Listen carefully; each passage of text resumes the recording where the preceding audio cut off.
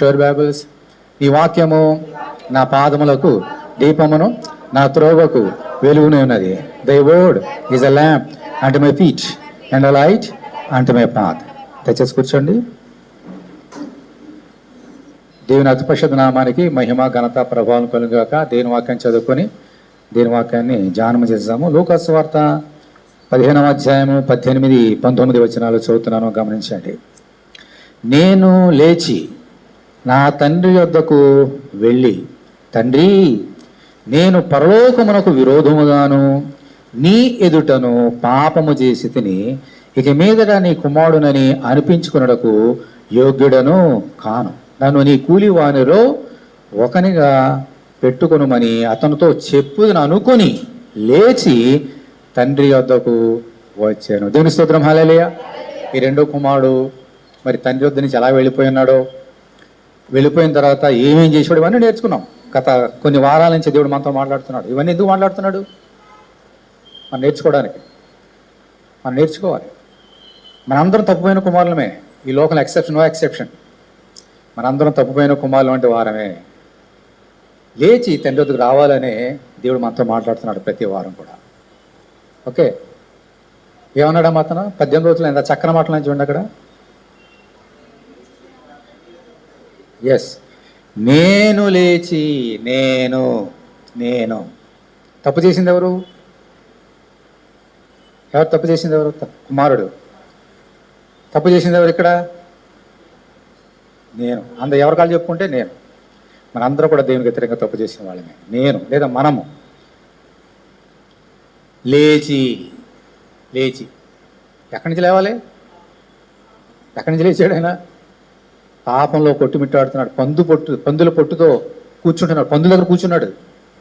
ఆ పందుల దగ్గర నుంచి లేస్తానంటున్నాడు. ఇప్పుడు అపవిత్రతలో నుంచి లేవాలి, చీకటిలో నుంచి లేవాలి, కరువులోంచి లేవాలి. లేచి ఏం చేయాలి? ఎక్కడికైనా ఇల్లు లేచిన తర్వాత ఎక్కడికైనా వెళ్ళచ్చు. మళ్ళీ ఏమన్నాడు? నా తండ్రి ఇంటికి ఇలా యొద్దకు వెళ్ళి, నా తండ్రి యొద్దకు వెళ్ళి.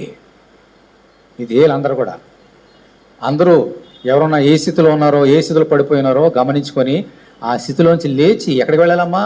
తండ్రి యొద్దకు. ఎందుకని? తండ్రి యొద్ద ఏమన్నది? సమృద్ధి. గుర్తున్నాయి 5 సంగతులు. ఆ సమృద్ధిలోకి రావాలి. అక్కడైతే ఆకలికి చచ్చిపోతున్నాడు కాబట్టి లేచి తండ్రి, నా తండ్రి వద్దకు. మనకు ఒక తండ్రి ఉన్నాడు, పరలోకమందున్న మా తండ్రి అని రేపించినటువంటి ఆ తండ్రి. అబ్బా తండ్రి, అబ్బా తండ్రి, అబ్బా తండ్రి, అబ్బా తండ్రి నాయన, నా తండ్రి. మన తండ్రి అబ్బా అని పిలవగానే నా కుమారుడా, నా కుమారుని పిలిచి దేవుడు మనకున్నాడు. హల్లెలూయా. ఆయన వద్దకు రావాలి. వచ్చి ఏమన్నాడమ్మా? అనుకుంటున్నాడు, ఇవన్నీ కూడా అనుకుంటున్నాడు మనసులో. ఏమనుకుంటున్నాడు? పరలోకం విరోధంగాను నీ ఎదుట నేను. ఇవన్నీ తర్వాత నేర్చుకుందాం. మంచి డెసిషన్. దీన్ని ఏమంటారమ్మా? మారు మనసు. మనసు మారాలి. మనసు మారకుండా ఈ లోకంలో మనం ఏం చేసినా వ్యర్థం. మనసులో మారాలి. ఈ లోకం మీద ఉన్నటువంటి మనసుని ఎక్కడ తీసుకెళ్ళాలి? మనందరూ కూడా తండ్రి యొద్దకు. తండ్రి యొద్ద ఉన్నటువంటి మందిరంలోనికి, తండ్రి మందిరంలో ఉన్న సమృద్ధి దగ్గరకు మనం వెళ్ళాలి. ఓకే, ఇవన్నీ ఎప్పుడు చేశాడమ్మా? బుద్ధి వచ్చినప్పుడు. అంటే అంతకుముందు బుద్ధి లేదా? చెప్పాలి. లేదు. బుద్ధి ఉంటే ఎందుకు చేస్తాడు? బుద్ధి లేని వారే తండ్రి దగ్గర నుంచి ఏమవుతారమ్మా? మరి బుద్ధి వస్తే ఏం చేయాలి? మళ్ళీ రావాలి, తండ్రి వద్దకు రావాలి. ఈ కుమారుడు దూరం వెళ్ళాడు. ఆయన దేవుని కృపను బట్టి, దేవుడు కొన్ని పాఠాలు నేర్పించడం బట్టి ఏమొచ్చింది దానికి? ఇప్పుడు బుద్ధి వచ్చినప్పుడు మళ్ళీ ఎక్కడికి వచ్చాడమ్మా? నా తండ్రి వద్దకు వెళ్తానని అనుకున్నాడంట. బుద్ధి రావాలి.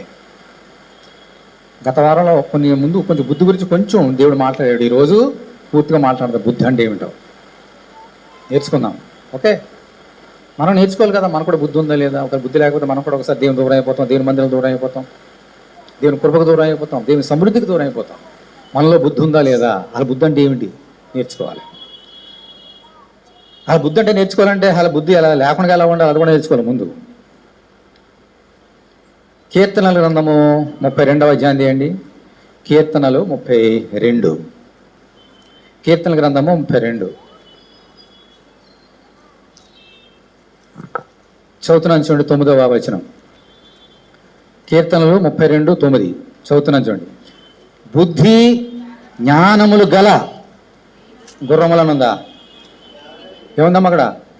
బుద్ధి లేనటువంటి గుర్రముల బయలనైనను కంచరగాడిద వలనైనను మీరు ఉండొద్దు. అంటే కంచరగాడిదలకి గుర్రాలకి బుద్ధి ఉందా? బుద్ధి లేదంటే గాడిదలకి గుర్రాలకి. మనం అనుకుంటాం భలే పరిగెడుతుందిలే, భలే స్పీడ్కి వెళ్ళిపోతుంది అనుకుంటాం. యుద్ధాలకు వెళ్ళినప్పుడు గుర్రాల మీద వెళ్తారు కదా, కానీ గుర్రాలకి దేవుడు బుద్ధి ఇవ్వలే, తెలుసా? మరి బుద్ధి రావాలని ఏం చేయాలా? మాకనే చూడండి. మళ్ళీ దావీదు భక్తుడు ఏమన్నాడు, మళ్ళీ చూస్తున్నా. బుద్ధి జ్ఞానము లేని గుర్రముల వలనైనను కంచర గాడిద వలనైనను మీరు ఉండకూడదు. అవి నీ దగ్గరకు తేబడినట్లు వాటి నోరు వారితోనూ కళ్ళముతోనూ బిగింపవలెను. అప్పుడు బుద్ధి వస్తుంది దానికి. ఇప్పుడు గుర్రం ఉంది తెలుసా మీకు? కొన్ని కోట్ల రూపాయలు విలువ చేసే గుర్రాలు ఉన్నాయి తెలుసా మీకు? తెల్లని గుర్రాలు ఉంటాయి, అది చాలా వెరీ రేర్, కోట్లు ఉంటాయి దాని ఖర్చు. కానీ పెద్ద పెద్ద షేక్స్ ధనవంతులు కొనుక్కుంటారు. ఆయన బుద్ధి లేదు వాటికి. అందుకని గుర్రాలకి కంచర గాడిదలకి బుద్ధి రావాలంటే ఏం చేశాడంట? వాడికి నోరు కళ్ళుం పెట్టాలంట. నోరు కళ్ళుం పెట్టి లాగితే అప్పుడు వస్తుంది నీ దగ్గరికి. కళ్ళుం పెట్టకుండా గుర్రం రా అంటే నువ్వు ఎడపోవంటది. దగ్గరికి వెళ్తే వెనకాల తన్నుతుంది. అదే కళ్ళు వేసావు అనుకో నీ మాట ఉంటుంది. అది చాలా వేగంగా పరిగెడుతుంది. ఎన్ని వేల కిలోమీటర్లైనా. అలెగ్జాండర్ ది గ్రేట్ కొన్ని వేల వేల వేల వేల కిలోమీటర్ గుర్రం మీద వచ్చాడు ఇక్కడికి. ఎలా రాగలిగాడు? నోటు కళ్ళు వేసాడు కాబట్టి. ఒకని నోరుకి కళ్ళుము లేకపోతే బుద్ధి లేనివాడు, ఒకని నోటి కళ్ళు ముందా వారు బుద్ధి గలవారు. నా నోటి కళ్ళు లేదనుకోండి, నేను ఎవరిని? గాడిదని. ఇంకో చెప్పాలంటే ఇది గాడికి బుద్ధి లేదు కదా, బుద్ధి లేని గాడి అని పెడతాం. అందుకనే మరి భలే పెడితే తెలుగులో బుద్ధి లేని గాడిది వాళ్ళకి తెలుసు. నేను కూడా బుద్ధి లేని గాడిని అవుతా, నా నోటి కళ్ళం పెట్టుకోకూడదు. గుర్రాలకి బుద్ధి లేదు. అందుకనే దూరం వెళ్ళిపోయాడు. డబ్బునంతా కూడా వ్యర్థం చేసేసి ఖర్చు పెట్టేశాడు దుర్వ్యాపారం వల్ల. ఇప్పుడు బుద్ధి వచ్చిందంట అంటే దేవుడు ఏం చేశాడు? నోటి కళ్ళు వేశాడు. ఎందుకు కళ్ళు వేసాడు చెప్పండి? ఎలా కళ్ళు వేసాడు చెప్పండి? చాలా జాగ్రత్తగా గమనించండి, శ్రేష్టమైన మాటలు. గుర్రానికి బుద్ధి లేదు. బుద్ధి రావాలంటే దాని నోటికి దేనికమ్మా? కాళ్ళగా చేతులుగా తోకలుగా దేనికి కళ్ళు వేయాలా? నోటికి కళ్ళు వేయాలా. ఇప్పుడు దేవుడు కుమారుడికి నోటికి కళ్ళు వేశాడు, అందుకని బుద్ధి వచ్చింది. ఎలా వేశాడు? బాగా అర్థమైంది అందరికీ. తినాలంటే దేంతో తింటాం? ఏమ్మా దేంతో తింటాం చెప్పండి? దేంతో తింటాం? నోటితోటేదా? తండ్రి ఇంటి దగ్గర రోజు చక్కని సమృద్ధి అయిన ఆహారం తినేవాడు. బుద్ధి లేదు కదా, అయినప్పటికీ బుద్ధి లేదు, వెళ్ళిపోయాడు. నీకు బుద్ధి లేదు కదా, నీకు ఎలా బుద్ధి తెప్పించాలో నాకు తెలిసి నీ కళ్ళు వేస్తాను నోటికి అన్నాడు దేవుడు. ఎక్కడొచ్చింది కరువు? మొత్తం దేశం అంతా వచ్చేసింది కరువు. అక్కడేమో సమృద్ధి రోజు 3 పూటలు కాదు 5 పూటలు, ఎన్ని పూటలు ఎక్కడికి వెళ్ళి వంటకాలు వెళ్ళగానే రా సమృద్ధి తినేసేవాడు. ఇక్కడ ఆకలికి చచ్చిపోతున్నాడంట. అప్పుడు బుద్ధి వచ్చింది దీనికి.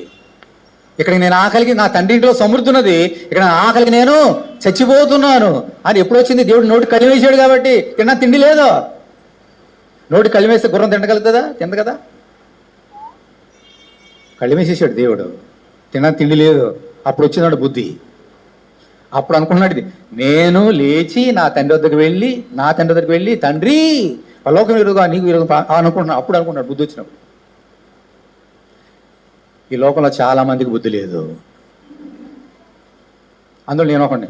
అందరికంటే పెద్ద బుద్ధి లేనివాడు నేను ఈ లోకంలో చాలా మందిలో. ఎందుకని?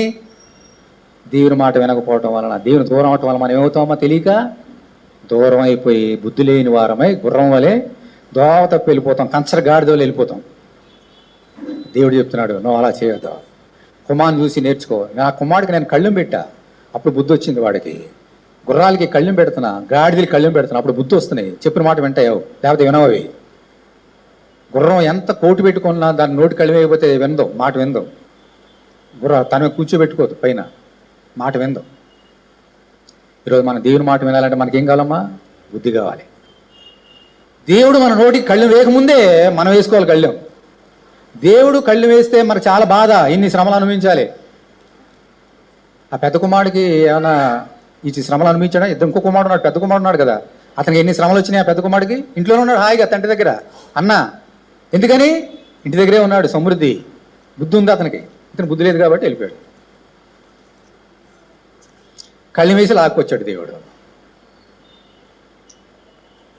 జాగ్రత్త సుమా, మన నోరు జాగ్రత్తగా ఉండాలి. దేవుడు మన నోరు ఇచ్చింది ఎందుకమ్మా? లోకంలోకి వెళ్ళిపోయి ఏమి తిందుమో, ఏమి త్రాగుదమో కాదు. ఈ తమ్ముడు అదే చేశాడు కదా, దుర్వ్యాపారం. అది చెప్పాను కదా, దుర్వ్యాపారం ఏంటి? త్రాగడము, వేశ్య, ఆడవాళ్ళతోటి గడపడము, తాగడం. శరీరాన్ని పాడు చేసుకున్నాడు, నోటిని పాడు చేశాడు.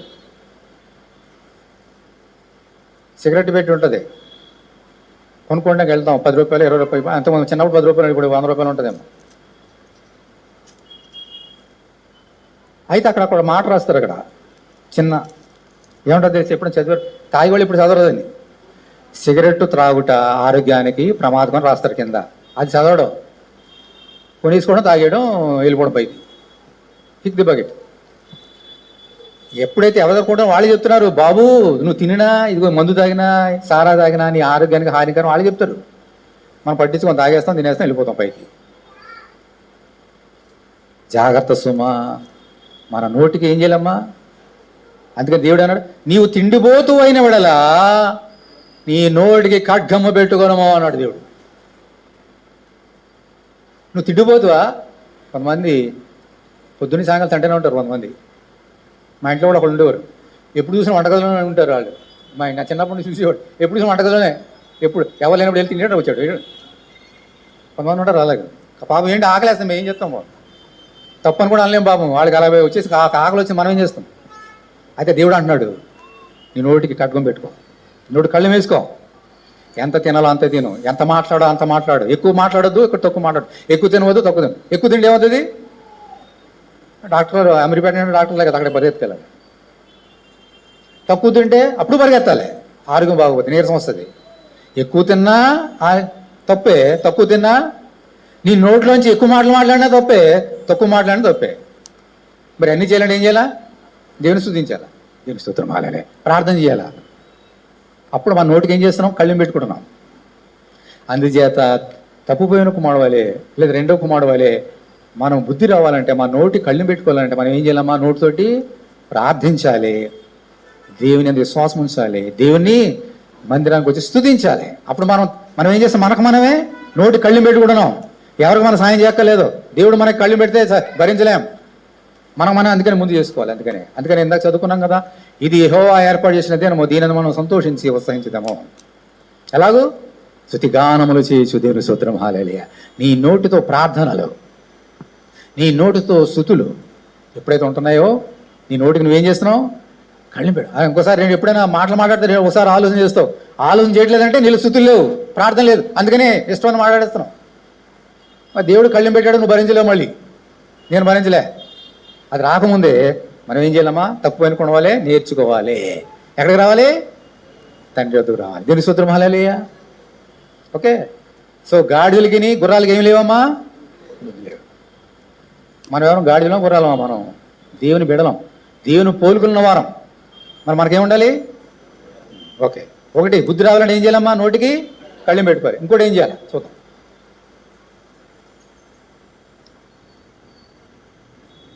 రెండవ దినవృత్తాంతములు 6వ అధ్యాయం తీయండి.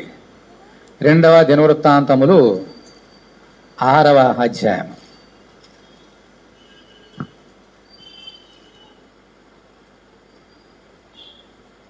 చదువుతున్నాను చూడండి.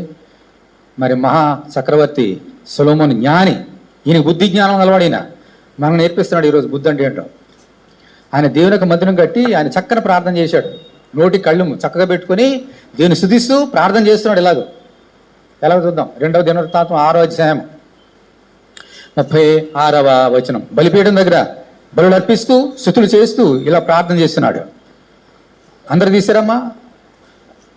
364 పేజీ, పాత నిబంధనలో 364 పేజీ తీయండి, 36వ వచనం. పాపము చేయని వాడెవడను లేడు గనుక వారు నీ దృష్టి ఎదుట పాపము చేసినప్పుడు నీవు వారి మీద ఆగ్రహించి శత్రువుల చేతికి వారిని అప్పగింపగా చెరబట్టు వారు వారిని దూరమైనట్టు గాని సమీపమైనట్టు గాని తమ దేశములకు పట్టుకొని పోగా వారు చెరకపోయిన దేశమందు ఏముంది అక్కడ? గట్టిగా చెప్పాలి, బుద్ధి తెచ్చుకొని. అంటే బుద్ధి అంటే ఏంటి? మళ్ళీ ఇప్పుడు చెప్తాడు ఆయన, మనసు త్రిప్పుకొని. దేవుని స్తోత్రం, హల్లెలూయా. బుద్ధి రావాలంటే ఏం చేయాలమ్మా? మనసు త్రిప్పుకోవాలి. తర్వాత ఏం చేయాలి? తిప్పుకొని, మేము పాపము చేసేదిమి, దోషులమైతిమి, భక్తిహీనముగా నడిచితిమి అని ఒప్పుకొని తాము చెరలోన దేశమందు పూర్ణ హృదయముతోను పూర్ణాత్మతోను నీ వద్దకు మళ్ళుకొని తమ పితరులకు నేను ఇచ్చిన తమ దేశం మీదికిని నీవు కోరుకున్న ఈ పట్టణం మీదికిని నీ నామ ఘనత వరకు నేను కట్టించిన ఈ మందిరం మీదికి నీ మనసు త్రిప్పి విన్నపము చేసినలా నీ నివాస స్థలమైన ఆకాశం నుండి నీవు వారి విన్నపమును ప్రార్థనను ఆలకించి వారి కార్యమును నిర్వహించి నీ దృష్టి ఎదుట పాపం చేసిన జనులను క్షమించుదుగాక. దేవుని స్తోత్రం, హల్లెలూయా. ఇది బుద్ధి అంటే. గట్టిగా చెప్పాలి, దేవుని స్తోత్రం, హల్లెలూయా. బుద్ధి అంటే మనసు తిరుపుకోవాలి. ఎప్పుడైనా ఇప్పుడు ఈ జనులు ఇజ్రాయేల్ దేశమందు అక్కడ అదే స్థలం, అందరూ చూడండి అక్కడ ఆ ఫోటో, అదే స్థలం. అంటే ఇప్పుడు వేరే మందిరం ఉంది ముస్లిమ్స్ది, కానీ అదే స్థలం అదే. అక్కడ ప్రార్థన చేశాడు, కళ్ళ ముందు ఉంది, అక్కడే మోకాళ్ళని ప్రార్థన చేశాడు. ఆ చెట్లు కనపడుతున్నాయి కదా, అక్కడ ఎవరు ప్రార్థన చేశాడమ్మా? ఎవరైనా తప్పు చేసినప్పుడు ఇతర దేశాలు వచ్చి వీరిని చెరగా అంటే బందీలుగా తీసుకుపోయి అక్కడ ఉంచితే, మరి ఇక్కడలాగా కరువు వచ్చి బరువించి కష్టాలు అనుభవించి బాధలు అనుభవించి దేవుడు వారికి నోళ్ళకి కళ్ళం వేసినప్పుడు వారు బుద్ధి తెచ్చుకొని మనసు త్రిప్పుకొని తప్పు చేసావని గ్రహించి తమ పాపాలని ఒప్పుకొని నీ మందిరానికి వచ్చి ప్రార్థన చేస్తే వారిని క్షమించమంటున్నాడు. ఇది బుద్ధి తెచ్చుకోవడం అంటే. అలాగే చేశారు కదా వీళ్ళందరూ కూడా. బబులోను దేశం తరిమేశాడు కదా, ఇంకా నాకు తెలియదు ఆయనకి. ఇంకా ఇంకా వీళ్ళు ఇంకా తప్పు చేస్తారన్న సంగతి మహాజ్ఞాని అయినటువంటి సొలొమోను తెలియదు. ఆయన ప్రార్థన చేసేసాడు వీళ్ళ సంగతి ఆత్మ ద్వారా తెలుసుకొని. ఇజ్రాయేల్ అలాగే తప్పు చేశారు. తప్పు చేసినప్పుడు వారి దేవుడు ఏం చేశాడమ్మా? చెరగ తీసుకుపోయాడు. 70 సంవత్సరాలు, 70 years. 70 సంవత్సరాలు వారిని బబులోను దేశం వెళ్ళిపోతే అక్కడ బుద్ధి తెచ్చుకున్న వాళ్ళు అందరూ కూడా అన్య దేశంలోనికి. అక్కడ అంతా కూడా అపవిత్రతమే, ఏ తినొద్దున్నాడు అవన్నీ అక్కడ తినడమే. పందుల పొట్టులాగా అక్కడ అది బబులోను దేశం కూడా పందుల పొట్టుతో ఉన్నటువంటి దేశమే. వాళ్ళ బుద్ధి వచ్చింది. ఓకే, బుద్ధి వచ్చినప్పుడు ఏం చేయాలంటమ్మా? ఏం చేయాలి బుద్ధి వస్తే? చెప్పు, బుద్ధి వస్తే ఏం చేయాలి? ఏమేంటన్నారు? ఏమండి బుద్ధి అంటే ఏం చేయాలి? మనసు వినండి, ఎక్కడ మైండ్ ఎక్కడ ఉంది వినండి. బుద్ధి తెచ్చుకోవడం అంటే మనసు తిప్పుకోవాలి. తిప్పుకొని తర్వాత ఏం చేయాలి? తమ పాపాలని ఒప్పుకోవాలి. ఒప్పుకొని అక్కడే ఉండాలా, దేవుని మందిరం రావాలి. వచ్చి ఏం చేయాలా? ప్రార్థన చేయాలి. అప్పుడు క్షమిస్తాడు దేవుడు. దీన్నే నోటికి కళ్ళెం. ప్రార్థన చేయాలి కదా, తప్పులు ఒప్పుకోవాలి. తప్పులు ఒప్పుకొని నోటితోటి కదా, తప్పులు ఒప్పుకోవాలి, ప్రార్థన చేయాలా, దేవుని స్తుతించాలి, మందిరంకి వచ్చి అప్పుడు దేవుడు క్షమిస్తాడు. ఇది బుద్ధి. ఇప్పుడు రెండో కుమారుడు గురించి చూద్దాం. లోకా సువార్త 10వ అధ్యాయం. ఎగ్జాక్ట్ ఇదే జరిగింది అక్కడ, మీకు బాగా అర్థమవుతుంది అప్పుడు. లోకా 15:18.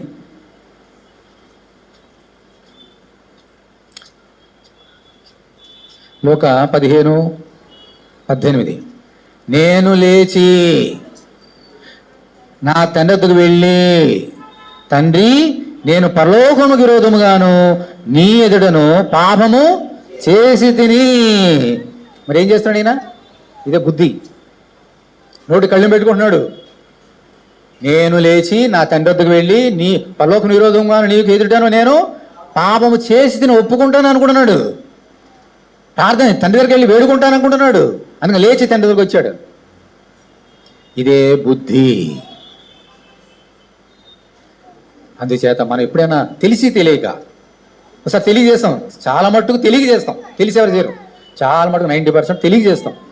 ఎప్పుడైనా తెలిసి నేను తప్పు చేశానని తెలుసుకున్నప్పుడు వెంటనే ఏం చేయాలమ్మా? తాము తగ్గించుకోవాలి. ఎలా తగ్గించుకోవాలి? నోటి కళ్ళు పెట్టుకోవాలి. ఎలా కళ్ళు పెట్టుకోవాలని అంటే మనసు తిప్పుకోవాలి. ఈ లోకం మీద మనసుని దేని తిప్పుకోవాలి. తిప్పుకొని పాపాలన్నీ ఏ తప్పు చేసావు అన్నీ ఏం చేయాలమ్మా? ఒప్పుకోవాలి. ఒప్పుకొని దేవుని దగ్గర పాపాలు క్షమించమని ప్రార్థించాలి. దేవుణ్ణి స్తుతించాలి. అప్పుడు దేవుడు మనం ఏం చేస్తాడమ్మా? క్షమిస్తాడు. ఇది బుద్ధి అంటే. ఇటువంటి బుద్ధి మనకు కావాలి.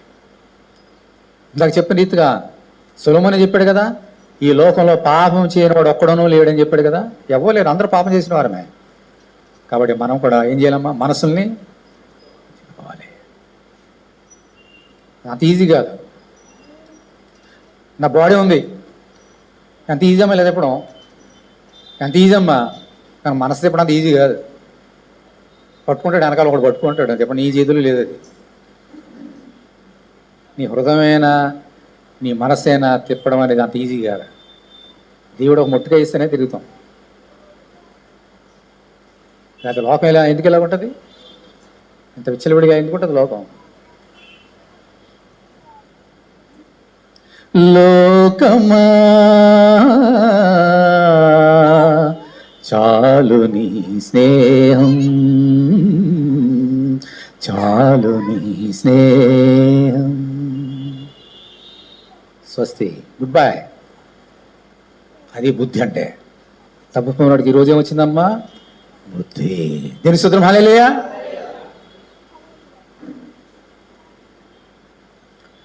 ఇవన్నీ ఎందుకు మాట్లాడుతున్నాడు? సుమారుగా ఇప్పటికి 5-6 వారాల నుంచి మాట్లాడుతున్నాడు తప్పు అయిన కుమారుడు గురించి. ఎవరికైనా విసిగేస్తుందమ్మా? చెప్పిన సంగతి చెప్తున్నాడు తప్పు అయిన కుమారుడు గురించి. ఎవరైనా అనుకుంటున్నారా? అలా ఎవరైనా అనుకుంటే మీరు కాదు, ఆయన అలా ఆన్లైన్లో చూసి ఇంకెక్కడైనా అనుకుంటే వాళ్ళు చెప్తున్నాడు. చూడండి, 1 కొరింథీ 10వ అధ్యాయం. 1 కొరింథీ 10వ అధ్యాయం.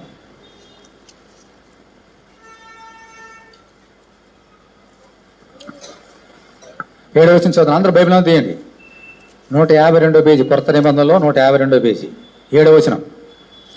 జనులు తినుటకును త్రాగుటకును కూర్చుండి ఆడుటకు లేచిరని వ్రాయబడినట్లు వాళ్ళలో కొందరు వలె మీరు విగ్రహారాధకులే ఉండబడి మరియు వారి వలె మనం వ్యభిచరింపగా ఉందము.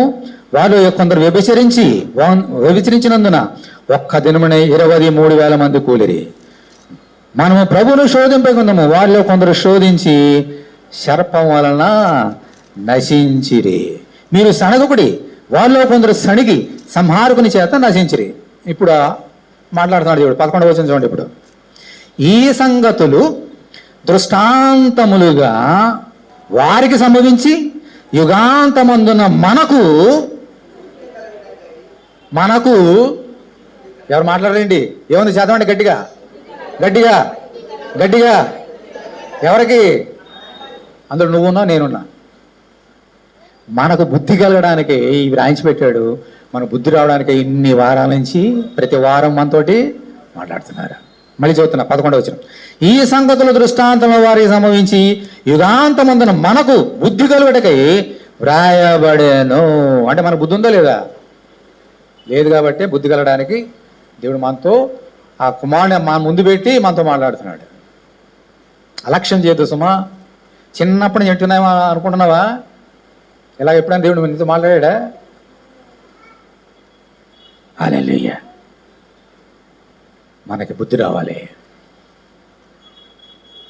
బుద్ధి వస్తే మనం మేలా కీడా? మేలు. అంటే ఎవరి మేలు కొరకు ఇవన్నీ చేస్తున్నాడు ప్రభు? మన మేలు కొరకే. మన బిడ్డలను తిడతాం, కొడతాం, ఒకసారి చెంపపాలు కొడతాం, ఇంకోసారి. ఎందుకోసం? మరి మేలు కోసమే. అలాంటి వాళ్ళంటే ద్వేషమా మనకి? కోపమా? టీచర్ కొడుతుంది, బెత్తాలు తీసుకుని కొడుతుంది. మరోసారి చెప్పాను కదా. ద్వేషమా? కోపమా? మనం బాగుపడాలని. దేవుడు కూడా అంతే. తాను ప్రేమించిన వాడిని ఆయన గద్దిస్తాడంట. ఆయన ఎవరిని ప్రేమిస్తాడో వాడిని గద్దిస్తాడు. అలా నేను ఎవరిని ప్రేమిస్తాను వాళ్ళని గద్దిస్తా. మేము అందరు ప్రేమిస్తాను కూడా అందరు గద్దిస్తా. హల్లెలూయా, హల్లెలూయా, హల్లెలూయా.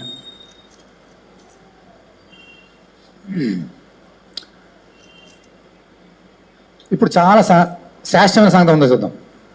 బుద్ధి అంటే ఇంకోటి. మళ్ళీ చూడండి లోకాసు వార్త 15వ అధ్యాయం తీయండి. లోకాసు వార్త 15వ అధ్యాయం 18వ వచనం ఏమనుకున్నాడు?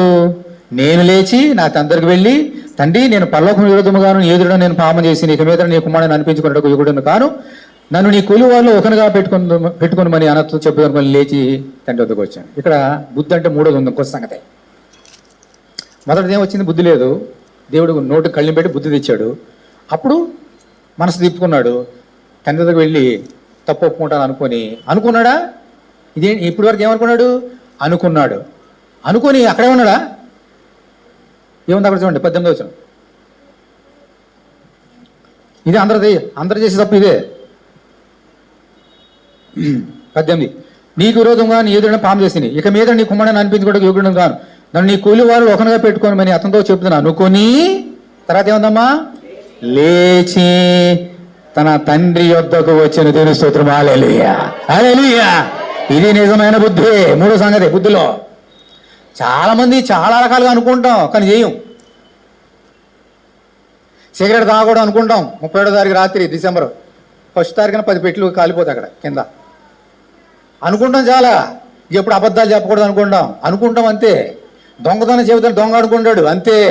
వ్యభిచారం చేద్దాం వ్యభిచారం అనుకుంటాడు అంతే. అబద్ధాలు చెప్పకూడదు అనుకుంటారు అంతే. చెప్పిన అబద్ధాలు. ఇది బుద్ధి కాదు. కుమారుడు అనుకున్నాడంట, నేను లేచి తండ్రి దగ్గరికి వెళ్దామని అనుకుని ఏం చేశాడమ్మా? లేచి తన తండ్రి వద్దకు వచ్చిన దేవుని స్తోత్రం. హల్లెలూయా. ఇది నిజమైన బుద్ధి అంటే. మాట వేరు, క్రియ వేరు. మాటలు అందరూ చెప్తారు, క్రియలు కొంతమంది చేస్తారు. కానీ ఇతడు ఎలా ఉన్నాడమ్మా? బుద్ధి వచ్చిన తర్వాత, నిజమైన బుద్ధి వచ్చిన తర్వాత ఏం అనుకున్నాడు అది చేశాడు. మనం కూడా అలా ఉండాలి. అనుకుంటే సరిపోదు. బిల్ల మంచి మారు మనసు వచ్చిందే, తప్పని కూడా మనసులో అనుకున్నామని దేవునికి వినపడతాం లేదా? బలి మారు మనసు అనుకోలేదు దేవుడు. ఎప్పుడు అనుకున్నాడు మారు మనసు వచ్చిందని? తండ్రి వద్దకు వచ్చినప్పుడు. అంటే మాటలు క్రియారూపముగా మారినప్పుడే నిజమైన బుద్ధి. అంతేగాని నేను అనుకుంటాం, చాలా అనుకుంటాం, చిన్నప్పటి నుంచి అనుకుంటూనే ఉంటాం. అనుకోవడానికి పొదువేమైనా ఉందా? కానీ అనుకున్నది చేస్తున్నావా లేదా నా సోదరుడా, నా సోదరి? లోకమా ఎన్నెన్నో అనుకుంటావు, ఏదో దేవుని కొరకు ఏదేదో చేయాలనుకుంటావు. చేస్తున్నావా? అది ఇంపార్టెంట్. అనుకోవడం కాదు ఇంపార్టెంట్, చెయ్యాలి. ఎందుకని? ఇందాక చూసాం కదా, యాకోబు పత్రిక తీయండి. యాకోబు పత్రిక 2వ అధ్యాయం. యాకోబు 2.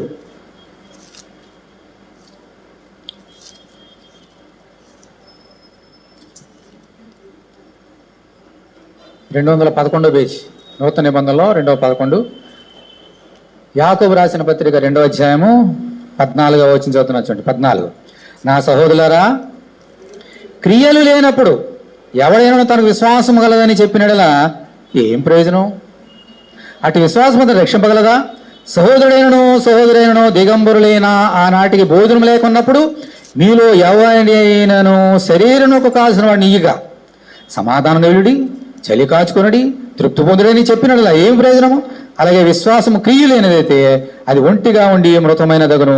అయితే ఒకడు నీకు విశ్వాసం ఉన్నది, నా క్రియలున్నవి, క్రియలు లేకుండా నీ విశ్వాసం నాకు కనబరచము, నేను నా క్రియల చేత నా విశ్వాసము నీకు కనబడుతుందని చెప్పును. దేవుడు ఒక్కడైనా నువ్వు నమ్ముచున్నావు, అలాగ నమ్ముట మంచిదే. దయ్యములను నమ్మి వణుకుచున్నవి. దెయ్యాలు ఉన్నాయని దేవుడు దెయ్యాలు నమ్ముతున్నాయి, వణుకుతున్నాయి. మనం నమ్ముతాం. మా దెయ్యాలకి మనకు ప్రయోజనం ఏంటి? దెయ్యాలు చెప్తే కానీ చెయ్యు, దేవునికి వ్యతిరేకంగా కార్యాలు చేస్తాయి. మనం ఏం చేయాలమ్మా? ఏం చెప్తున్నామో అది చేయాలి. అది నిజమైన బుద్ధి. కుమారుడు ఏం చేశాడు? బుద్ధి తెచ్చుకున్నాడు, అనుకుని కూర్చోలేదు. ఇంకక్కడే కూర్చోలేదు. మంచి రోజు చూస్తాం. చాలామంది ఇలా చేస్తారు మన దగ్గర, మన ఇండియాలో, మన భారతదేశం, ఆంధ్రప్రదేశ్లో ఎక్కువ చేస్తాం. ప్రతిదానికో ముహూర్తం పెట్టుకుంటాం. సరే అనుకుంటున్నాడు, ఈవేళ ఈ మంచి చేయడానికి ఈవేళ మంగళవారం బాగోదు, మా తర్వాత ఖాళీగా ఉన్నది నాకు శనివారం శని అసలు వద్దు, మళ్ళీ ఇంకెప్పుడు ఆదివారం అంటే చర్చికి వెళ్ళాలి, సోమవారం అంటే పనులు పిలుస్తారు, ఇంకెప్పుడు అలా వెళ్ళిపోతుంది. దేవునికి లోపడ్డానికి మంచి రోజు అంటూ లేదు. నువ్వు ఎప్పుడు అనుకున్నావు అదే మంచి రోజు. ఇదే రక్షణ దినము, దీనిని మనం సంతోషించి ఉత్సహించి గానము చేయమన్నాడు అందుకే దేవుడు. హల్లెలూయా. టుమారో నీది కాదు, tomorrow what happens you don't know my brother and sister. రేపేమీ సంభవించరో నీకేమీ తెలియను. You don't know what happens. ఇదే రక్షణ దినము. తప్పుపోయిన కుమారుడు, రెండో కుమారుడు అనుకొని అలా కూర్చోలేదు, వెంటనే లేచిపోయాడు, తండ్రి పరిగెత్తుకు వచ్చాడు. ఇది బుద్ధి. మాట క్రియ రెండు ఒకలాగా ఉండాలి, లేకపోతే వేషధారి. అందుకే ప్రభు ఏమన్నాడమ్మా, వారు చెప్తారు కానీ చేయరు. మోసే పీట ముందు వారు అందరూ చెప్తారు కానీ దొంగతనం చేద్దామంటే మళ్ళీ లేచి ఇంటికి వెళ్ళి చేసి దొంగతనమే. వాళ్ళు చెప్తారు చేయరు. మీరు అలా ఉండొద్దు అన్నాడు. అందుకే మనం ఎలా ఉండాలమ్మా, ఈ రెండో కుమారుడు వాళ్ళు ఉండాలి. దేవుని దగ్గర ఏం చేయాలని అనుకుంటున్నామో అది చేయాలి. దేవుడు ఏం చేయమన్నాడని చెప్పాడో అది చేయాలి. ఇది బుద్ధి అంటే. హల్లెలూయా, హల్లెలూయా. తర్వాత క్రియ, ఇది క్రియలు ఉండాలి. అక్కడ మళ్ళీ ఏమని చూడండి, ఒక్క నిమిషం. యెషయా గ్రంథము 29వ అధ్యాయం చూడండి. యెషయా గ్రంథం, అందరూ దీన్ని బైబిల్లో తీయండి. యెషయా గ్రంథం 29. పాత నిబంధనలో యెషయా భక్తుడి చేత మరి మన గురించి రాయించబెట్టిన చక్కని మాట ఉంది. యెషయా గ్రంథం 29వ అధ్యాయము 13వ వచనం చదువుతాను చూడండి. 29:13. ప్రభు ఇలాగ సెలవిస్తున్నాడు, ఈ ప్రజలు ఎలాగొస్తున్నా నా యొద్దకు, నోటి మాటతో నా యొద్దకు వచ్చున్నారు, పెదలతో నన్ను గనపరుచున్నారు కానీ తమ హృదయం నాకు దూరం చేసుకుని ఉన్నారు. ఎందుకని? వారు నా ఎడల చూపు భయభక్తులు మానవుల విధులను బట్టి వారు నేర్చుకున్నవి. ఈ లోకంలో చెప్పిన మనుషుల మాటలు విని నేర్చుకున్నామంటే అవన్నీ కూడా దేవుడు చెప్పిన మాటలు కాదు. అందుకని ఇశ్రాయేలు ప్రజలందరూ తన పెదలతో నన్ను స్తుతిస్తున్నారు కానీ వారి హృదయం నాకు, ఎందుకని వారి నోటికి వారు కళ్ళను పెట్టుకోలేదు. ఎందుకు పెట్టుకోలేదు? వారు బుద్ధి లేదని అంటున్నాడు దేవుడు. అంచేత మాటలు పలకడం వేరు, క్రియలు చేయడం వేరు. మన మాటలు ఎలాగ ఉన్నాయో క్రియలు ఎలాగ ఉండాలి, లేదా క్రియలు ఎలాగ ఉన్నాయో మాటలు కూడా అలాగ ఉండాలి. అప్పుడు మనం వేషధారణలు కాకుండా దేవునికి ఇష్టమైన బిడ్డగా ఉంటాం. ఇప్పుడు రెండో కుమారుడు దగ్గరకు వద్దాం. మళ్ళీ నోటు కళ్ళు పెట్టుకున్నాడు. ఇది నోటు కళ్ళు, దేవుడు నోటు కళ్ళు పెట్టుకుంటే బుద్ధి వచ్చేసింది. ఇప్పుడు నేను నోటు కళ్ళు పెట్టుకుంటా, నా మనసు మారిపోయింది. ఇప్పుడు ఇక్కడ వద్దు, నేను తండ్రి వద్దకు వెళ్ళిపోతా అని వెంటనే ఏం చేశాడమ్మా, లేచాడు. ఎక్కడికి వచ్చాడు? వచ్చి ఏం చేయాలా చెప్పాలి. ఏమనుకున్నాడు? వచ్చి ఏమనాలనుకున్నాడు? తండ్రి పరలోకమునకు విరోధంగా నీతుడైన పాపం అని చెప్పాలి. ఇప్పుడు తండ్రి అక్కడ ఉన్నాడు, వచ్చాడు. చెప్పడానికి ధైర్యం కావాలి కదా. ధైర్యం చాలకపోతే ఏం చేస్తాడు? తండ్రి తిడతాడేమో, కొడతాడేమో, నా ఆస్తిని గొల్ల చేసుకుని ఏ మొహం పెట్టుకొచ్చారని గెంటేస్తాడేమో, తన్నుతాడేమో. భయం పెడితే ఏమైపోలే, అక్కడ ఆగిపోలే. మరి అది కూడా బుద్ధి కాదు. ఏం చేశాడు తప్పోయిన కుమారుడు? హల్లెలూయా. 15వ అధ్యాయం లోకాసు వార్త, లోకాసు వార్త 15వ అధ్యాయం.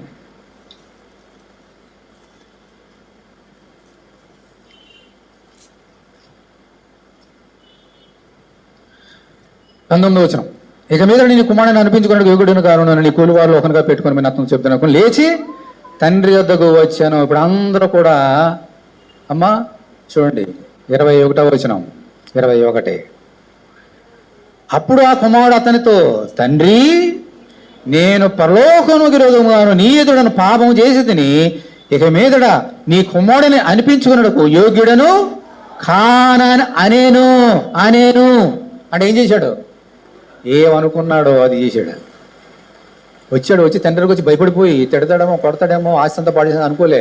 తిడితే తిట్టాడు, కొడితే కొట్టాడు, తప్పు చేసాను కదా భరిద్దాం అనుకొని ఏ మాటలతో బుద్ధి వచ్చినప్పుడు ఏమనుకున్నాడు అదే మాటలు తండ్రి దగ్గరికి వచ్చి ఆ 19వ వచనానికి ఇక్కడికి ఏం తేడా ఉందమ్మా? ఎగ్జాక్ట్ ఏమనుకోవడం. ఇదే నిజమైన బుద్ధి. తప్పు చేశాను, ఓకే, గద్దిస్తే గద్దిస్తాడు, తిడితే తిడతాడు, తప్పు ఒప్పుకుంటున్నాం. ఒక సంగతి తెలుసా మీకు? తప్పు నువ్వు దాచిపెట్టుకున్నావా, నేను దాచిపెట్టుకున్నానా, నీకు సంతోషం ఉండదా? అదే తప్పు నువ్వు దేవుని దగ్గర ఒప్పుకున్నావా, ఎంత భయంకర తప్పైనా నీకు ఎంతో మనశ్శాంతి. దేవుని స్తోత్రం. హల్లెలూయా. ఇది అనుభవపూర్వంగా నీకు తెలియాలి, అనుభవిస్తేనే తెలియదు. నీ తప్పు నీలో దాచుకుంటే అది నిన్ను రగిలించేస్తుంది, అగ్ని వల్ల దహించేస్తుంది. నేను తప్పు ఒప్పుకున్నావా, నీకు మనశ్శాంతి ప్రభు దగ్గర ప్రగతి వస్తుంది. హల్లెలూయా, హల్లెలూయా. తప్పులు అందుకనే తప్పు దాచిపెట్టువాడు వర్ధిల్లడు. ఎన్నెన్నో తప్పులు అనుకుంటా మనసులో వచ్చేస్తాయి. ఎవరు చూడలేదు అనుకుంటాం. దొంగ ఏమనుకుంటాడు, అందరూ చూస్తాడని వెళ్తాడు దొంగదానికి. ఎవరు చూడలేదానికి వెళ్ళిపోతారా? నువ్వు ఎక్కడికి వెళ్తావో అందరూ తెలుసు, దేవుని తెలుసు. ఎక్కడికి వెళ్ళిపోవాలనుకున్నావో దేవుని తెలుసు, ఏం చేయాలనుకుంటే అన్నీ తెలుసు. దేవుని దగ్గర నువ్వు దాచిపెట్టద్దు. ఒప్పుకో ఒప్పుకో, అప్పుడు క్షమిస్తాడు. కుమారుడు ఒప్పుకున్నాడు, నా సోదరి హల్లెలూయా. అప్పుడు తిట్టించాడా తండ్రి? గడవడానడా? క్షమించాడు, ముద్దు పెట్టుకున్నాడు, కౌలించుకున్నాడు. హల్లెలూయా. ఇది ప్రేమ. అది తర్వాత నేర్చుకుందాం. ఇది నిజమైన బుద్ధి. నా సోదరుడా, నా సోదరి. ఓకే, ఇప్పుడు కొన్ని శాస్త్రమైన మాటలు చెప్పి ముగిస్తా. ఇప్పుడు రండి మళ్ళీ లోకస్వార్త 15వ అధ్యాయం అండి. ఏం చేశాడమ్మ వచ్చి? ఒక నిమిషం వచ్చి ఏమన్నా చూడండి, 21 వచ్చిన మళ్ళీ చూద్దాం. 21లో శాస్త్రమైన మాటలని ఏం పలి కూడా అది చెప్పి ముగిస్తా. వచ్చి ఏమన్నాడమ్మా? తండ్రి, పరలోకమునకు విరోధముగాను. మొట్టమొదటి ఏమంటున్నాడు? పరలోకమునకు విరోధంగా తప్పు చేసాడంట. ఒప్పుకుంటున్నాడు. వచ్చి ఏం చేసి ఉంటాడు పరలోకానికి విరోధంగా?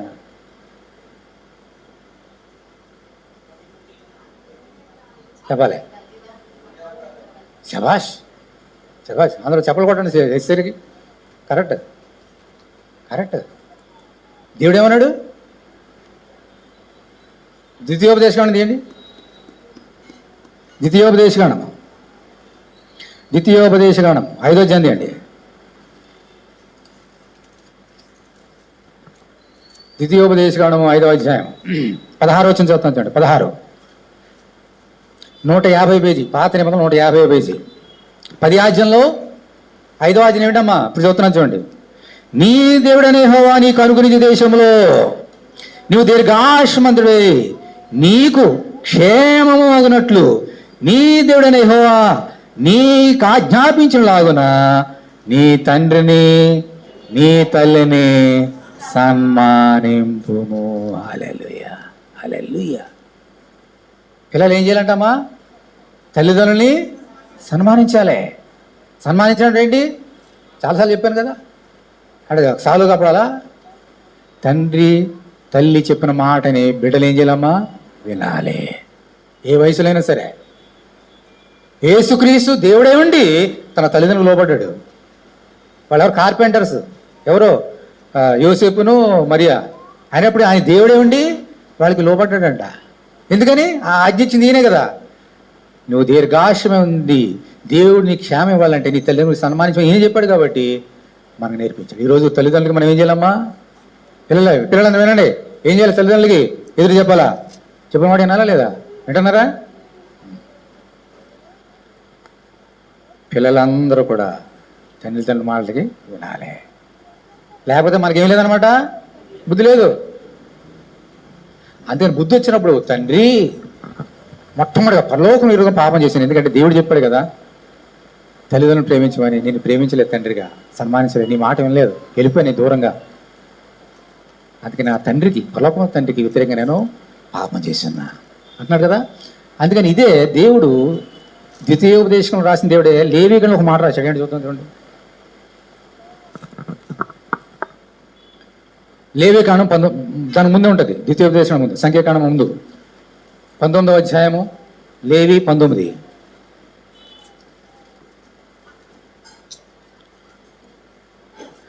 అందరూ తీసారమ్మా? 97వ పేజీ, 97 పేజీ నెంబర్ 97. మరియు యెహోవా మోషేకు ఇలాగ సెలవిచ్చాను, ఇశ్రాయేలుల సర్వ సమాజముతో ఇట్లు చెప్పుము, మీరు పరిశుద్ధులే ఉండవలను. ఎందుకని? మీ దేవుడైన యెహోవానగు నేను పరిశుద్ధుడైన. దేవుని స్తోత్రం. హల్లెలూయా. అందుకని పరిశుద్ధుడు పరిశుద్ధుడు పరిశుద్ధుడు పరిశుద్ధుడు పరిశుద్ధుడు అందుకని కొనియాడబడుతున్నాడు. ఆయన పరిశుద్ధుడు కాబట్టి మనం ఎలా ఉండాలి? ఈ లోకంలో పరిశుద్ధంగా ఉండాలి. ఉండాలని ఏం చేయాలా? ఇప్పుడు చూడండి 3వ వచనం.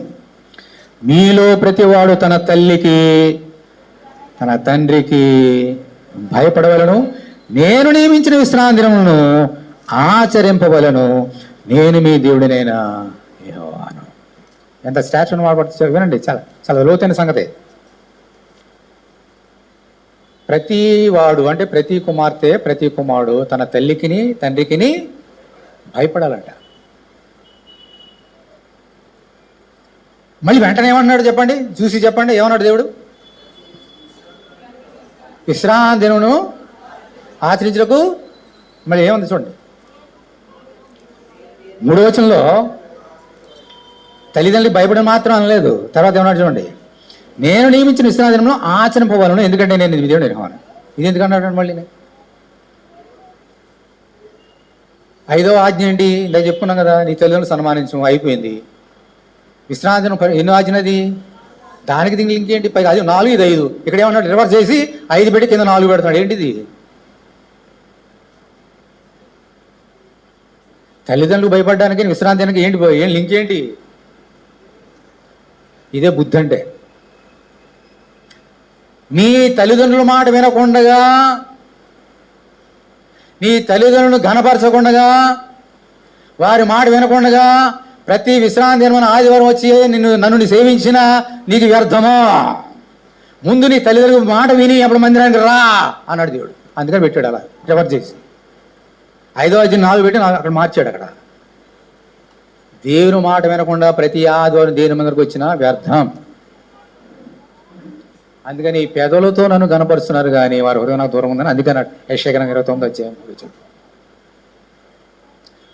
దేవుడు చెప్పిన మాట వినాలి, అప్పుడు మందిరం రావాలి. వినకుండా మందిరానికి వచ్చి ప్రైజులు ఆడ పొద్దున్న సాయంకాలం వరకు ఆన్లైన్ చేసినా వ్యర్థం. అదంతా పిల్లలు మాట్లాడండి, గట్టి చెప్పండి. వెనకాల పిల్లలు అర్థమవుతుందా? మీరు కూడా పిల్లలే, నేను పిల్లోనే. విందాం, దేవుని మాట విందాం. హల్లెలూయా, హల్లెలూయా. దేవుని మందికి రావడానికి చాలా తప్పు అవుతున్నాం. అందరూ వస్తున్నాం, దేవుని స్తోత్రం, హల్లెలూయా. వస్తే సరిపోదు, దేవుడు చెప్పిన మాట వింటూ రావాలి. Okay okay. ఇప్పుడు ఏమన్నాడమ్మా? పరలోకం విరోధంగా పాపం చేసి అన్నాడు కదా. 2 ఏమన్నాడు? లోకోసారి 15 ఏమన్నాడు చెప్పండి ఎవరైనా సరే గబగబా. పరలోకం విరోధంగా చేసి తర్వాత ఏమన్నాడు చదువుతున్నా చూడండి. 21 నీ ఎదుటను పాపము చేసి తిని. దానికి దీనికి తేడా గమనించారా? మొదట ఏమన్నాడు? పరలోక విరోధంగా పాపం చేశా.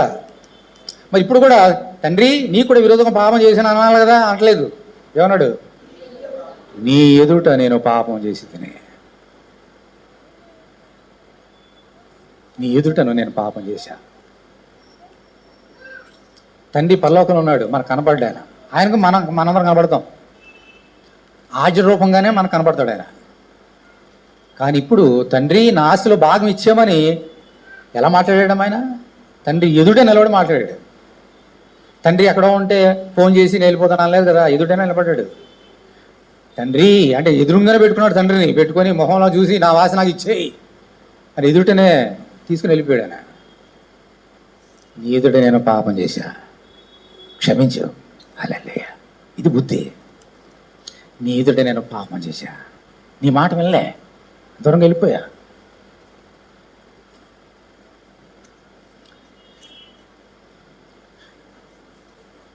సామెతల గ్రంథము మళ్ళీ ఇక్కడ వద్దాం. 15వ అధ్యాయము లోకసువార్త. ఇక్కడ మళ్ళీ వద్దాము, అతను చేసిన మాట విందాం.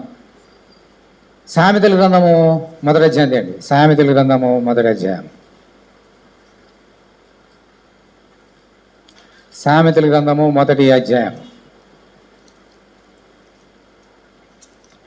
అందరూ తీయండి. 8వ వచనం. సామెతలు 1:8. నా కుమారుడా, నీ తండ్రి ఉపదేశము ఆలకింపుము, నీ తల్లి చెప్పు బోధను త్రోసివేయకము. నీ తల్లిదండ్రుల మాట ఏమన్నాడు కదా, విన్నాడు మరి ఆయన. బహుశా నా తండ్రి నా భాగం ఇచ్చా అంటే అతను తండ్రి ఏం పలికాడో అక్కడ రాయబడలేదు, ప్రభు చెప్పలేదు ఉపమానంలో. కానీ ఒక మాట చెప్పుకుంటాడు కదా, పెద్ద మనిషిగా, తండ్రిగా, కన్నవాడిగా. తల్లి కూడా ఉంది కదా అక్కడ ఇంట్లో, 10 నెలలు మోసింది కదా.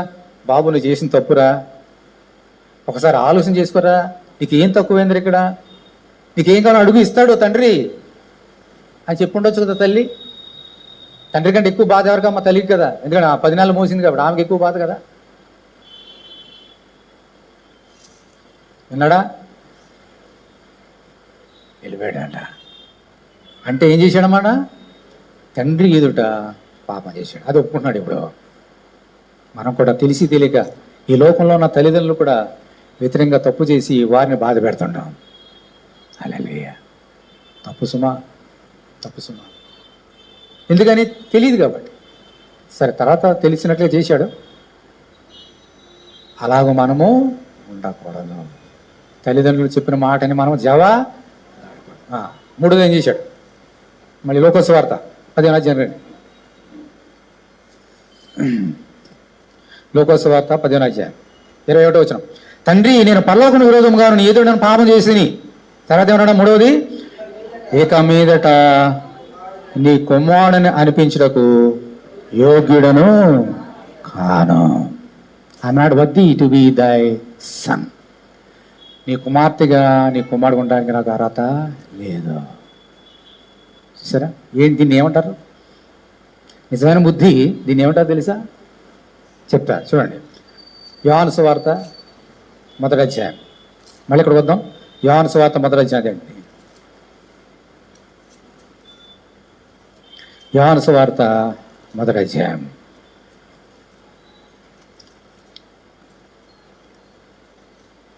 23వ వచనం చూడండి. యోహాను 1:23. అందుకతడు, ప్రవక్త అయిన యెషయా చెప్పినట్టు, నేను ప్రభు త్రోవ సరళం చేయుడి అని అరణ్యములో ఎలుగెత్తి చెప్పు ఒకని శబ్దము అని చెప్పాను. పంపబడిన వారు పరిశీలకు చెందిన వారు నీవు క్రీస్తువైనను ఏలియావైనను ఆ ప్రాప్తమైనను కాని ఎడలా ఎందుకు బాప్తిస్తున్నావని అతను అడుగుగా, యోహాను, నేను నీళ్లలో బాప్తిస్తున్నాను కానీ నా వెనుక వచ్చుచున్నవాడు మీ మధ్య ఉన్నాడు, మీరు ఆయనను ఎరుగరు. ఆయన చెప్పుల వారు ఇప్పుడుకైనను నేను యోగ్యుడను గాను. కుమారుడు ఏమంటున్నాడు? నీ కుమారుడు కనిపించడం నేను యోగుడు కానాడు. ఈయన అంటున్నాడు, ఆయన చెప్పుల వారు ఇప్పడానికి కూడా నేను యోగ్యుడను గాను. అమ్మ, ఇప్పుడు దేవుని మందిరకు వచ్చేసి ఇక్కడ ఉన్నాం, మీకంటే అందరికంటే పెద్దగా నేను నిలబడి బోధలు చేసేస్తున్నా, నేను యోగ్యుడినా? ఆయన కృప. దేవుని సమృద్ధిలో 4వది ఏంటమ్మా? కృప. ఆయన కృపను బట్టే మనం అక్కడ కూర్చున్నారు, మీరు నేను ఎక్కడ ఉన్నా. అంతేగాని నాకు ఎలిజిబిలిటీ ఏదో ఉంది, యోగ్యుడని కాదు. ఆయన కుమారుడు అనిపించుకోవడం మనకు యోగ్యత లేదు. అంత తప్పు చేసాం మనందరం కూడా.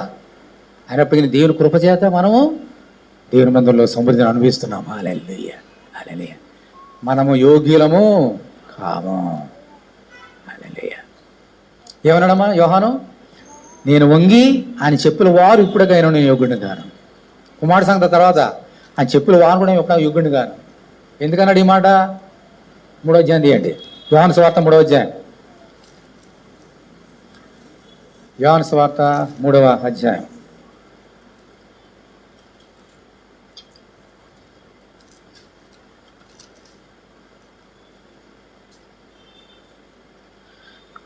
చూడండి 29. యోహాను 3:39. 3:29. పెళ్లి కుమార్తె గలవాడు పెళ్లి కుమారుడు అయితే నిలబడి పెళ్లి కుమారి స్వరం వినబడి స్నేహితుడు ఆ పెళ్లి కుమారి స్వరం మీకు విని మిక్కిలి సంతోషించును. ఈ నా సంతోషం పరిపూర్ణ ఉన్నది. ఇప్పుడు తర్వాత ఏమన్నాడు? ఆయన నేను హెచ్చవలసినది, ఆయన హెచ్చవలసినది, నేను తగ్గవలసినది. అందుకన్నాడు అన్నమాట, నేను యోగ్యుడని గాను. అంటే ఏం చేస్తున్నాడు యోహాను? ఆయన్ని హెచ్చిస్తున్నాడు. తాను ఇప్పుడు కుమారుడు వచ్చాడు తన దగ్గరికి వచ్చి, నేను కుమారుడని అనిపించడం నేను యోగ్యుడను కానంటే ఏం చేస్తున్నాడు ఈయన? తాను తగ్గించుకుంటున్నాడు. ఎప్పుడు చాలామంది తగ్గించుకోవడం ఇష్టం ఉండదు. నాకు నేను హెచ్చించుకున్నానుకోండి, ఆయన నన్ను ముట్టుకేసి తగ్గిస్తాడు. ఆయనను హెచ్చించాలని నేను ఏం చేయాలా? తగ్గించుకోవాలి. ఎప్పుడు తగ్గింపు ఉండాలి. ఎప్పుడు నోటికి కళ్ళం పెట్టుకొని ఎప్పుడు తగ్గించుకోవాలి. అప్పుడు దేవుడు మనల్ని హెచ్చిస్తాడు. కుమారుడికి బుద్ధి అంటే ఇదే. తన దగ్గరికి వచ్చి తగ్గించుకుంటున్నాడు. I'm not worthy to be thy son. Okay, అంటే ఏం చేశాడమ్మా యోహాను? తను తగ్గించుకున్నాడు. అలాగే కుమారుడు కూడా ఏం చేశాడమ్మా? తాను దేవుని దృష్టికి తగ్గించుకున్నాడు. మనం ఏం చేయాలా? తగ్గించుకోవాలి. దేవుని మందిరకు వచ్చి ఎప్పుడు తగ్గించుకోవాలి, ఎప్పుడు హెచ్చించుకోవద్దు. దేవుడు మనం ఎంత తగ్గించుకుంటే దేవుడు మనల్ని అంతగా ఇచ్చేసాం. అందుకని తగ్గించుకోవడానికి అలాగ అన్నాడు అన్నమాట. ఆఖరిది చూడండి, మళ్ళీ ఏమన్నాడు చూడండి. లోకస్వార్త 15వ అధ్యాయం.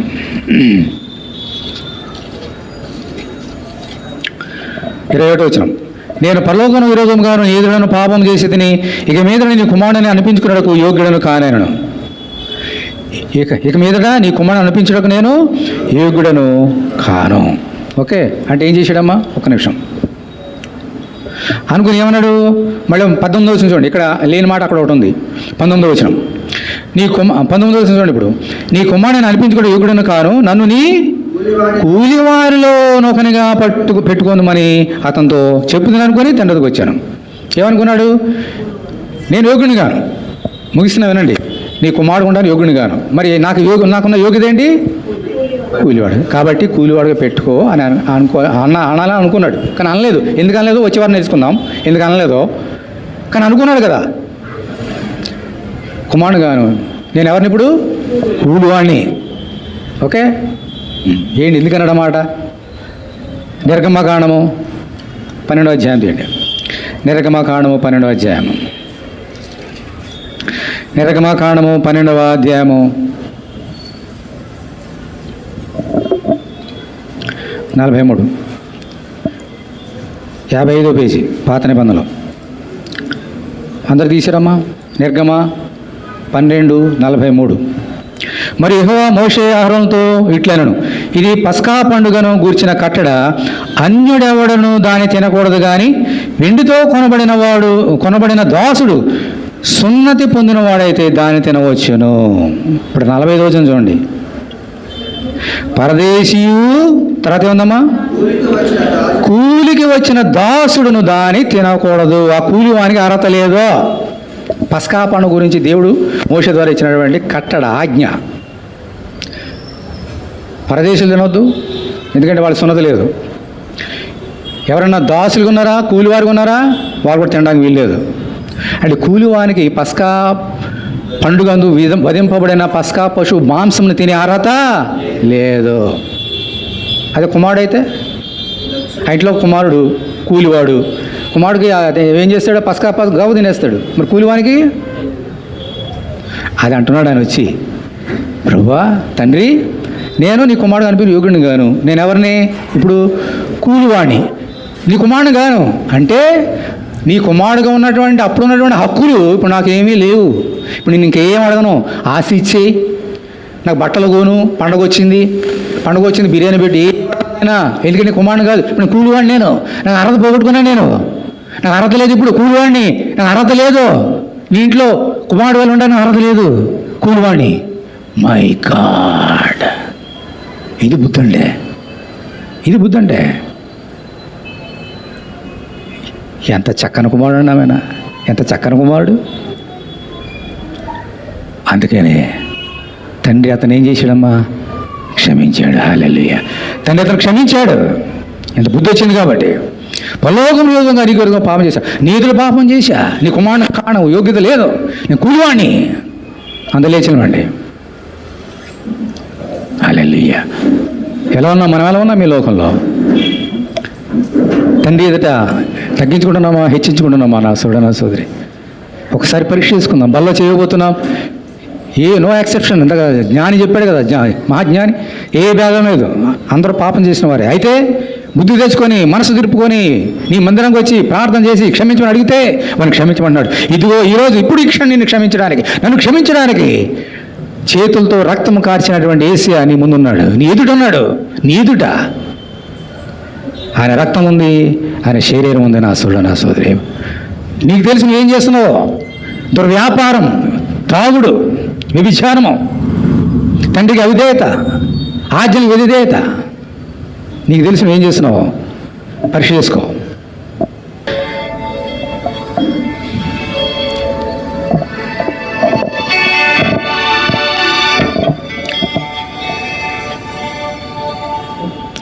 చాలును దేవా నీ కృప నాకు, చాలును దేవా వేదనలోనైనా శోధనలోనైనా బలహీనతలో ఫలహీనతలో అతిశయమోందెద నీ కృపలోనే, బలహీనతలో ఫలహీనతలో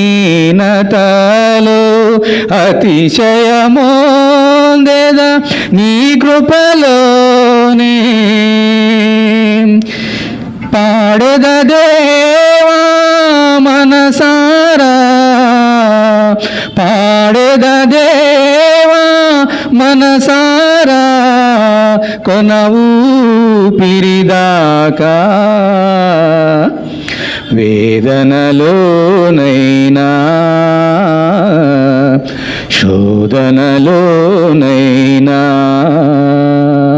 చాలును దేవా నీ కృప నాకు చాలును దేవా వేదనలోనైనా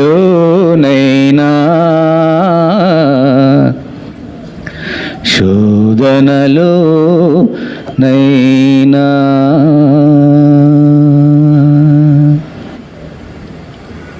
దేవా నీ కొందనాలు తండ్రి, మీ కుమారులుగా కుమార్తెలుగా పిలువబడడానికి మేము యోగ్యులం కాం. కూలివారుగా ఉండడానికి మాకు అర్హత లేదు. నీ ఇంట్లో సమృద్ధి ఉన్నది. ఇదిగో నీ ఆహారం, శ్రేష్టమైన రక్తం అనే పానీయము, శ్రేష్టమైన శరీరం అనే ఆహారం, ఈ తినే అర్హత మాకు లేదు. నీ కూలివారం నాయనా. అయినప్పటికీ ఈ పస్కా పశువుని తినడానికి నీ రక్తాన్ని చిందించి కుమారుడికి లోపలికి వచ్చి నువ్వు కూలివాణిగా దాసుడిగా మారిపోయి ఒక కూలివాణి నన్ను మమ్ము నీ కుమారులుగా కుమార్తెలుగా మార్చావా యేసయ్యా. ఇదిగో ఈ బల్ల తినే అర్హత ఈ కూలివాణి మాకు లేదు. ఈరోజు నీ కుమారుడు ద్వారా మమ్మల్ని కుమారులుగా కుమార్తెలుగా స్వీకరించావు తండ్రి. నీ వందనాలు తండ్రి. నైనా ఈ ఆహారం పెడుతున్నావా, సమృద్ధిలు ఇస్తున్నావా? Thank you Jesus. తండ్రి, అబ్బా తండ్రి, నీ వందనాలు తండ్రి. మా పాపను క్షమించు. పరలోకం విరోధంగా నీ ఎదురు ఎన్నెన్నో తప్పులు, ప్రతిరోజు ఏనాటికి ఈడు ఆనాటికి చాలని చెప్పి రీతిగా ప్రతిరోజు పాపం చేస్తున్నాం. క్షమించు. విశ్వాసం కర్త దాన్ని కొనసాగించడం యేసు నీ వైపు చూడడానికి సాయం దయచేయి. మనసు తిరుపుకొని, బుద్ధి తెచ్చుకొని, కళ్ళెం పెట్టుకొని నోటికి ప్రార్థన చేసి స్తుతించి నీ రక్తం చేత కడుక్కొని భాగ్యము నాకు మాకు అనుగ్రహించమని యేసు నామములో ప్రార్థన చేస్తున్నాం తండ్రి. ఆమేన్. అలా ప్రార్థన గడపండి. బల్ల చేద్దాం.